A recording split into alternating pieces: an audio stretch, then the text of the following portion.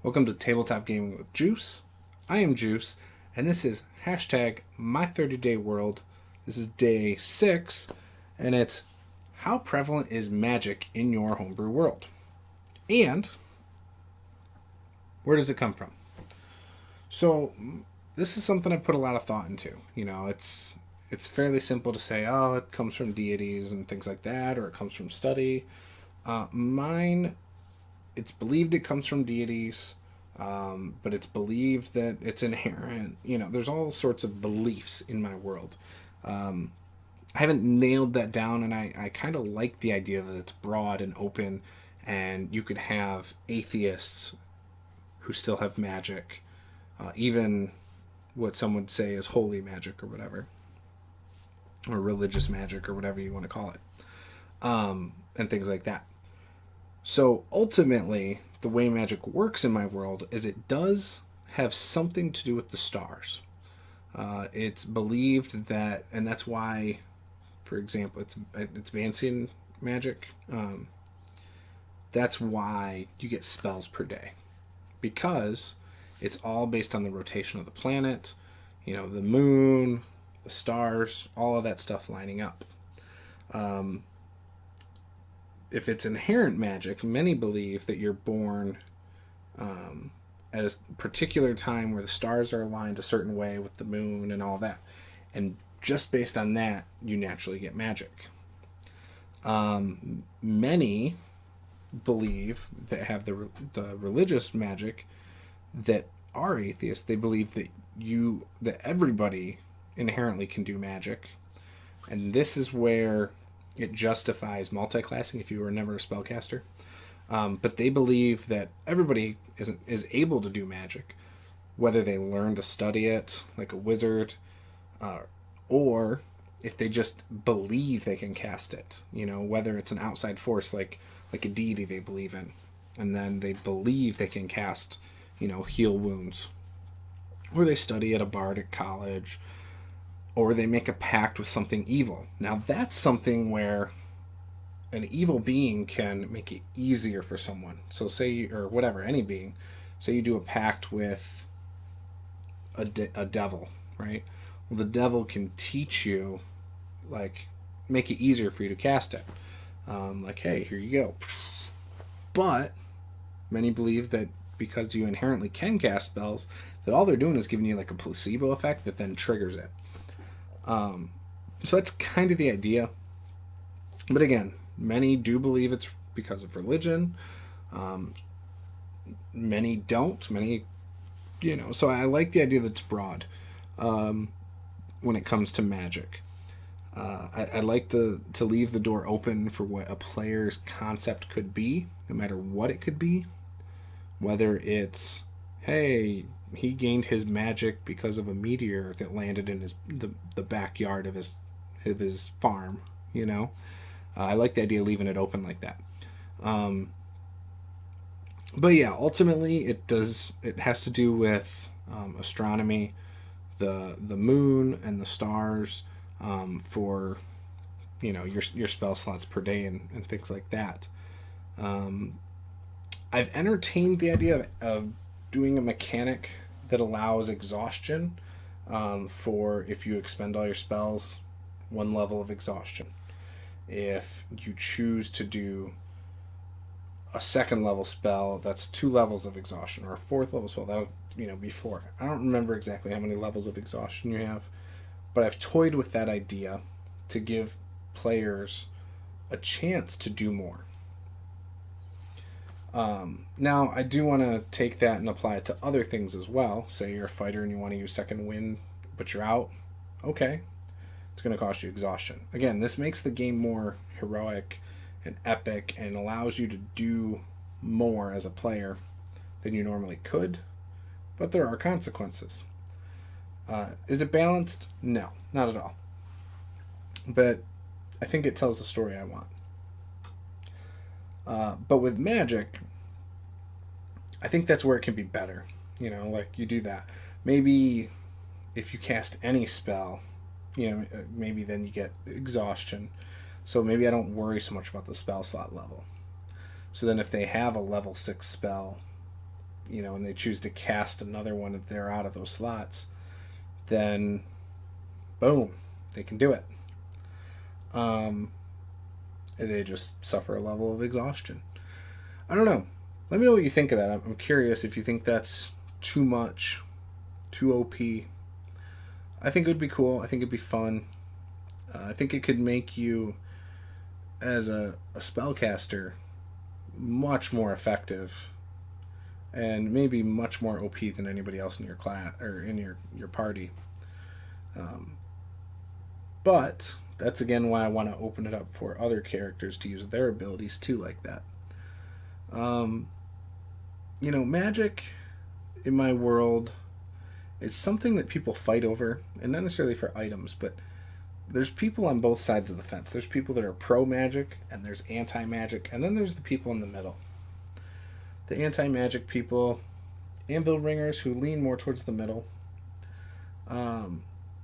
You have the Crusaders against magic who are just 100% anti magic, will do anything they can to destroy all magical items, places of magic study. They try to sabotage, kind of like a terrorist organization. The anvil ringers are more secretive. There's not a lot of people who know of them or who they are. And in fact, it's invite only. It's very low key. And there's plenty of them in my world. I've written some stuff. I've had some people in our community read the stuff. They've genuinely liked it. So that's nice to hear. But my Crusaders Against Magic is a well-known group. Some people believe they're heroes. Some believe they're terrible and they're evil because they basically will come in and wipe out a bardic college for teaching magic, or a wizard's school. They'll just come in and wipe it out. And that's why in my world you won't find things like that except in large cities. A lot of my spellcasters, for example, if they retire and settle in a small village, they don't disclose that they are a wizard or anything like that. They maintain a low profile. They try to just be a civilian. They might say they're a retired adventurer, and they might front like they were an adventurer but not a wizard. They might front like, hey, I was a fighter or a rogue, and claim injuries kept them from, is why they don't don armor and swords and stuff anymore and things like that. But for the most part, yeah, magic users try to stay low key when they're not in large cities. And there are political powers who try to exploit magic in my world quite a bit. Because in a world like this, if you have magic, you're, especially if, it's less than 25% of adventurers probably cast magic in this world. Maybe a little more, somewhere around the 25% mark though. And then anyone who's not an adventurer is mostly not casting spells, so they're rare in my world. So when you have somebody who can do amazing things relatively easily, it's coveted, but it's abused, it's taken advantage of, it's manipulated, and can do some nasty stuff, especially if it's in the wrong hands. So I like to play on that. If a kingdom has a lot of magic users, but the rulers and more either chaotic aligned or evil aligned, maybe even neutral. It could lead to wars. It could lead to a lot of nasty things, mistakes happening that create abominations or monsters or whatever, portals opening that lead to evil and things like that come into this world. But in the right hands, in good hands, you might have a city that prospers, has healthy people, because there's lots of treatment for people, and they have plenty of clean water and food and things like that. The problem is, usually the way I interpret it, in my world is most people who get power tend to lean more chaotic, or selfish. I'm not going to say evil, but more selfish. And that is where the problem lies. And that is why I have such a strong anti-magic group. Because more often than not, bad things happen. I stole an idea from Nerdarchy once where they had like a petrified hydra in their city. Like, I think it was crawling over the wall. I stole that idea for one of my cities in my homebrew world. And except in my world it was summoned, or was it summoned? I'm trying to remember if it was summoned or if maybe it was part of the 8 Pillars of Death. I can't remember. But now that I'm doing this video, I have ideas for ways that cities accidentally maybe animated golems or other things that they then had to fight off because they were not good aligned or they weren't obedient. And so that led to problems for those cities. So now I have ideas for that. And I'll have to pepper those into my world some more. See, I love these videos. It inspires me. So yeah, there's other ideas, but magic plays a huge part in my world. Not everybody has it. Those who do are they got a leg up on everybody. I have pirates in my world that use magic. In fact, my player group for the second 8 Pillars of Death campaign had a player character. I think it was my wife's character. She was a Tempest cleric. I think she used like wind and fog and things like that to help them on the sea. They actually came across a ship of monster races that was pirates, and it was Gith. I think a Gith was the captain. Githyanki, whatever. And some other things on there, Dragonborn and things like that. And so she used her magic to like help him get away. Even though the other ship was significantly faster, I did allow my players to get away with some lucky rolls and had them tuck into a cove, like a cave on the sea, around like the corner, like they're coming around the coast and there's like a corner, and they took it and went into a cave and parked. And and then I said the other ship basically sailed right on past, trying to find them. But the players had to quickly get to land even after that, because it wasn't going to take long for them to realize, hey, they must have hid somewhere, and kind of retrace their rounds and find this cave. So the players did end up going on land and up to a city and leaving their ship behind. But yeah, so magic in my world, again, it probably teeters on high magic, but it's not something that everybody has. I don't have magic items everywhere. I don't have... You're not going in and buying a bunch of magic items when you go to a city. I don't treat potions and stuff as magical. I treat them as alchemical. So if you do like a search for magic, you'll never find a potion of healing, because it's not magical. It's alchemy. It's science. It's chemistry in my world, not magical. Does